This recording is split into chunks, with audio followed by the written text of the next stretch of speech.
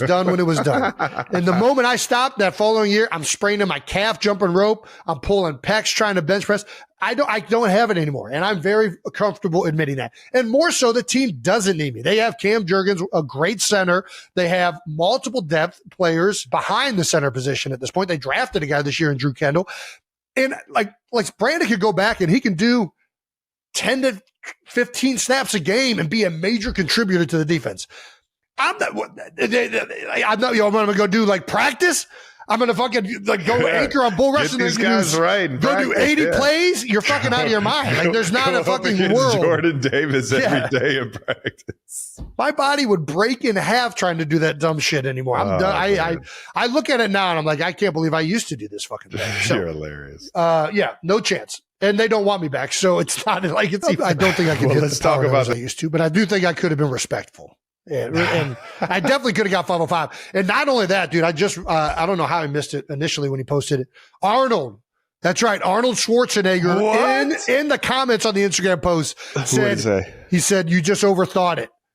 Go do it again. I think that was the direct quote. Like, yeah. And so now I got to do it again. Because if Arnold typed me up, I'm going to go fucking do 500 pounds. You got to. I just got a little SI joint dysfunction. So I got to wait for my back to heal up a little bit, but it'll be fine. I'll go do it again. It was fun, man.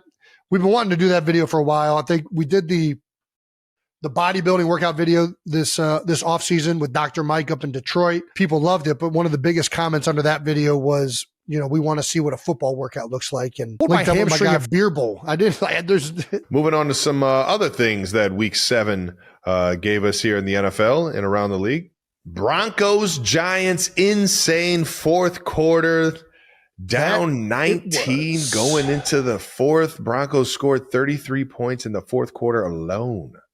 What the fuck? It was an insane fourth quarter. Bo Nix, if you look up some of his stats when he's trailing, dude, I looked this up the other day. Hold on, let me find these fucking. Okay, Bo Nix's overall completion percentage is 65.2%. It's pretty good. Just what he is regularly. It's pretty good. When they're leading or tied, it's 60. He's worse, 62%.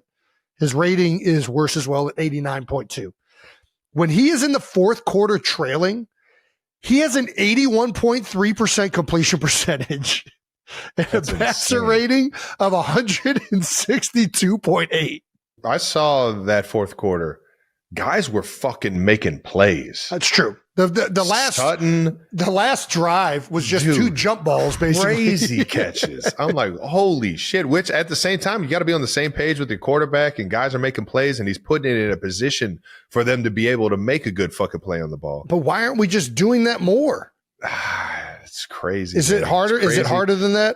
I think it's way harder than what you're trying to make it seem like. And also on top of that, there's something about, and I feel this a lot when the game gets down to the wire with Pat too, is that you just get more locked in, you get more focused, you feel that sense of urgency to have to make the play. But all of a sudden you start to get in sync with the guy back there calling the plays or slinging the ball around. And it's just, the ball's just kind of always in that perfect place for you to make a play. That's a trait. Some guys feel that and play worse.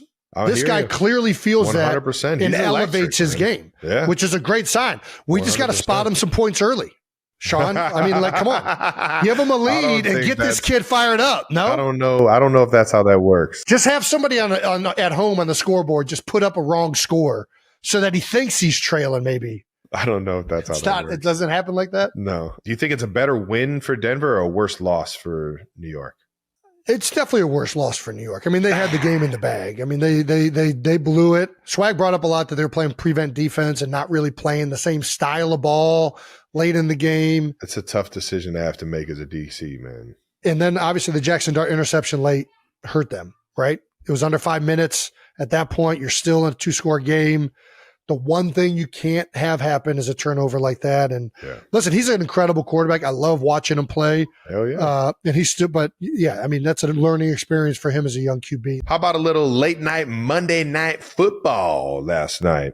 Listen, man, we got to see our favorite player from another team, Baker Mayfield. Shake and bake, baby. Had a rough one, man.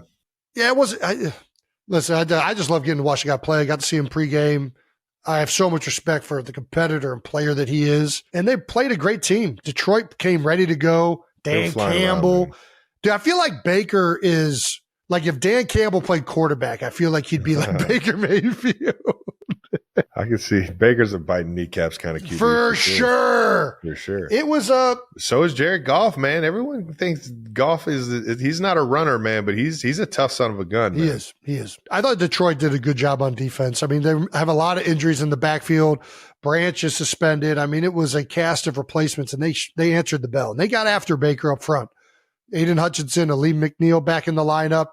They made it difficult early. They got pressure on him, and I think it was just, they came ready to go. Dan Campbell's a great coach, man.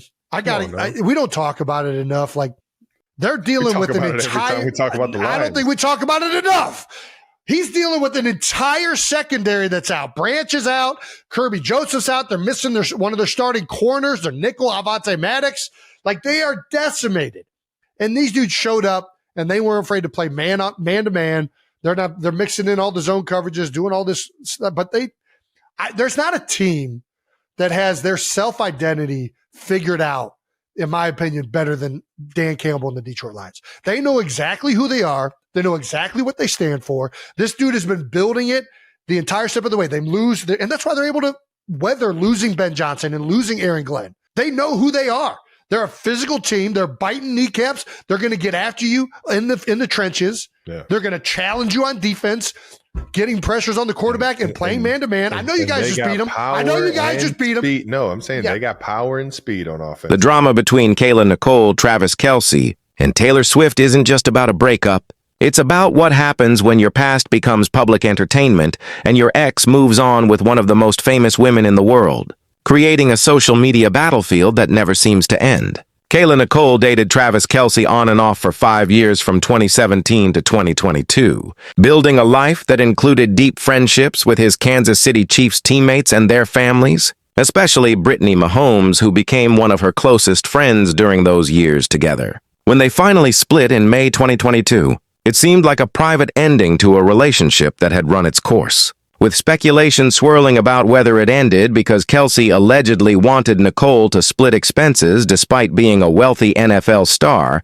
though neither has confirmed the exact reason for their final breakup. Just over a year later, in September 2023, Kelce began publicly dating Taylor Swift, and suddenly Nicole found herself thrust back into headlines she never asked to be part of, watching as her ex's new relationship dominated every news cycle and social media feed across the planet.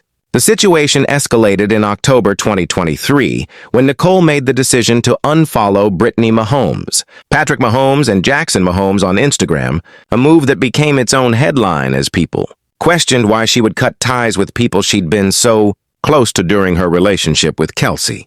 She explained that she did publicly unfollow people and felt it was important to address it because in real life, she'd communicated to these people why she had to make those decisions publicly, emphasizing that just because she broke up with Kelce didn't mean everything goes dead and black like a light switch where you never speak to anyone again. The unfollowing happened right around the time Brittany was spotted in a private suite at MetLife Stadium with Taylor Swift, laughing and bonding and celebrating Chiefs wins together, essentially replacing Nicole in the social circle she'd been part of for 5 years.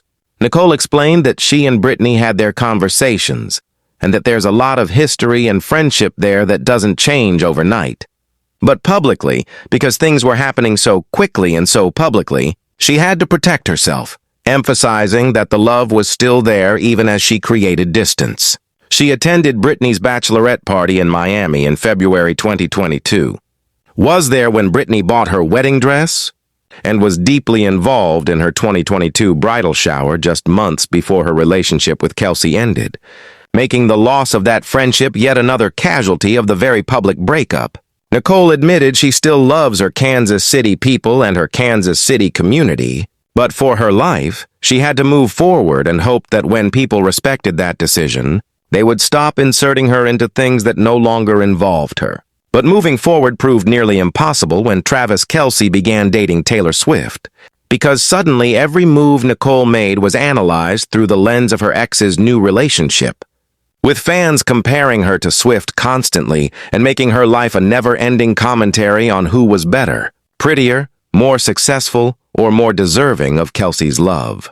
She opened up on Special Forces World's Toughest Test about how the comparison was just on loop constantly and how it inadvertently affected her to the point where it made her question her overall value as a person, admitting through tears that she could post about the sky being blue and people would have a response about an ex and their new situation. The scrutiny intensified when Taylor Swift released her 12th studio album in October 2025 called The Life of a Showgirl, with fans immediately speculating that the song Opalite, which references Kelce's birthstone, contained lyrics that appeared to be direct jabs at Nicole and her relationship with the NFL star. The lyrics that caught everyone's attention sang about how he was in it for real while she was in her phone, suggesting he was just a pose and questioning why he felt alone during their relationship, implying Nicole was more interested in social media validation than genuine connection. Old videos of Kelce and Nicole resurfaced almost immediately after the album dropped,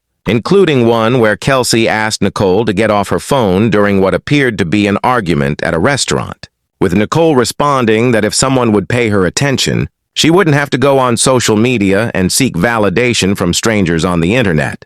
Another video showed Kelce complaining that Nicole was obsessed with herself while she sang a Nat King Cole song,